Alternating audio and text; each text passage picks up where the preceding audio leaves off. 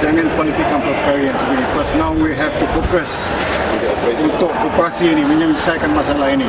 So janganlah mempolitikkan perkara ini, ya, because ini yang paling penting sini adalah menyelesaikan masalah ini dan membantu pasukan keselamatan kita untuk memberikan mereka semangat juang, spirit, the fighting spirit, untuk mereka bertindak ataupun bertugas dengan lebih baik. Dalam keadaan yang sedemikian, saya rasa tentera patut dilibatkan juga. Dan polis ni kita sentiasa menjalankan operasi bersama, ya, kita pasukan keselamatan. Kenapa polis yang memerlukan? Itu saya tak tahu, you kena tanya mereka yang buat keputusan lah. Kalau nombor pertis? Nombor pertis? Of course, polis pun boleh mengendalikan operasi itu, tetapi dengan bantuan, dengan support of the army. Ingat macam kita ada kes Al-Maunah dahulu, so we did together with the army. Okay, ada masalah situation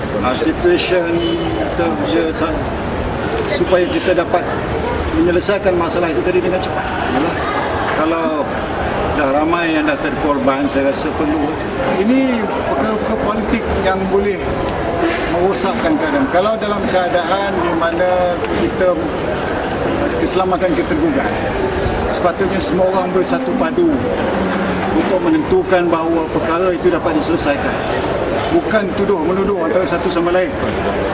Kalau you tuduh-menuduh antara satu sama lain, that means you are opening up for the enemy to come in. Okay, seperti yang kita faham bahawa mereka ni tadi adalah yang datang daripada Kepulauan Sulu, dari sana. Jadi kalau kita lihat geografi di Kudat dan Sabah, ia berdekatan dengan pulau-pulau di sebelah sana. Jadi tidak berkemungkinan they can get support, ya, oleh kerana pulau ini berdekatan.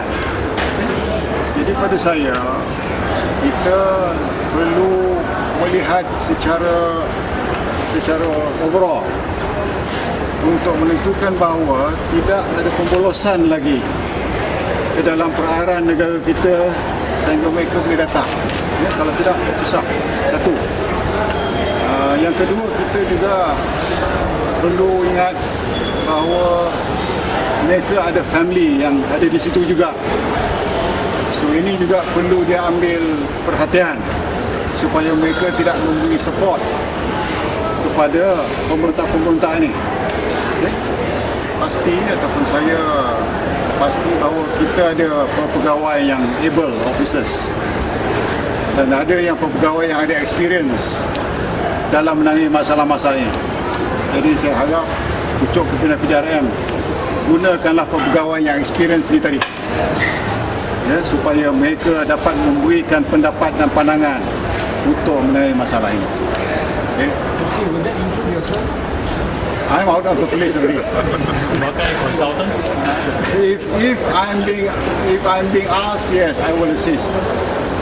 But there are officers who are in service now, who has all this experience, and they are good and able officers.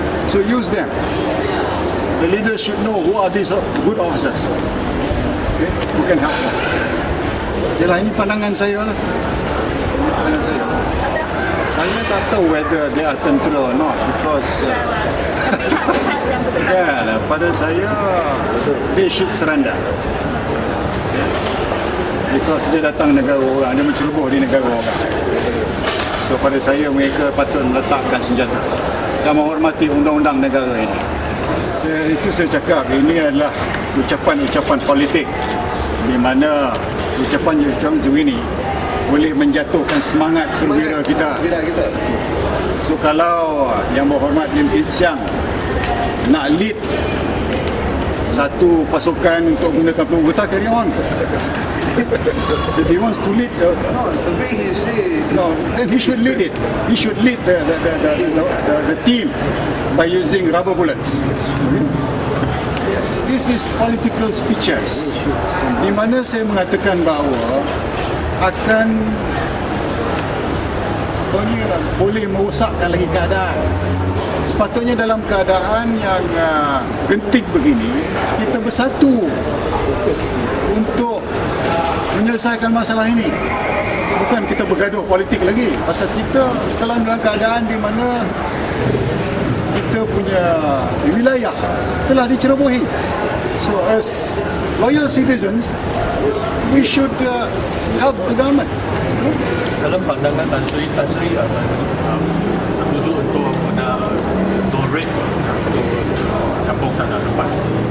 Well, they have to use whatever means. Yeah, whatever means untuk solve the problem. They have to use whatever means. What war? War with whom? Are they being recognized? They are not recognized.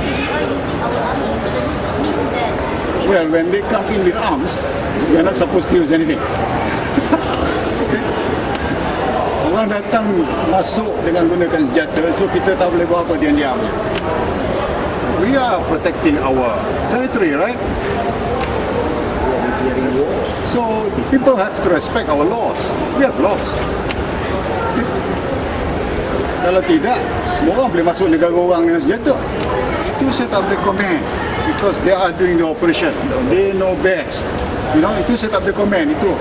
So I think they should do things yang berkesan lah untuk menentukan bahawa keadaan itu tadi dapat dikonten. Well, I think they know. I cannot tell you here in public. Okay. So, dalam keadaan negotiation, memang dibenarkan negotiation, but not too long. Okay. Dalam keadaan-keadaan genting, negotiation selalunya bukan makan masa yang panjang. Dia ada masa yang ditetapkan. Tapi kalau masa itu terlampau panjang, then it gives an advantage to the enemy. Yalah, I say it's one of the laws yang kita boleh gunakan dulu lah untuk mencegah benda-benda ni. Because why is it? Dalam undang-undang ISA itu tadi adalah untuk apa ni? Untuk mencegah armed resurrection oleh mana-mana pihak ataupun pihak luar. Tapi oleh kerana undang-undang itu dah tak ada, so I think we have to do with what best of the law that we have lah. Saya rasa senjata yang saya pun tak tahu apa senjata dia orang ada, yang saya baca ada mortar and all that kan. To me that is heavy arms. Kalau heavy arms, that means polis kita tak ada guna heavy arms. So you have to get the army in.